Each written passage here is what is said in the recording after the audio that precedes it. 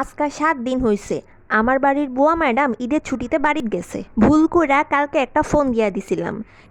বাপু রে বাপু, বেডি কি কয় শুনবেন? বেডি আমারে কয় আমি এখন আইতে পারতাম না, আমার আরও 2 দিন ছুটি লাগবো।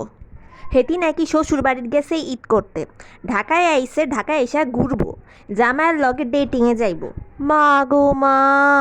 পরে আমি হেতিরে কইলাম, তো তুমি আজকে আইবা না, কালকে আহো। পরে হেতি আমার কি কয় শুনবেন নি? এমনে কয়, আমি আজকে আইতে পারতাম না, আমার ফ্যামিলি ডিনার আছে, ফিল্ম দেখতে যাও।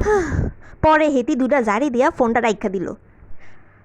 এখন কন আর আমি বুয়ার কাম করি, হাড়ি পাতিল মাজি, ঘর মুছি, কাপড় কাচি। এখন কন আমার কি নাই? আমার কি মনে চায় না সুন্দর একটা জামা কিনতে? কত শখ করে একটা ড্রেস কিনছি, এখনো পরতে পারি নাই, সিরা কাপড় পরে ঘুরি।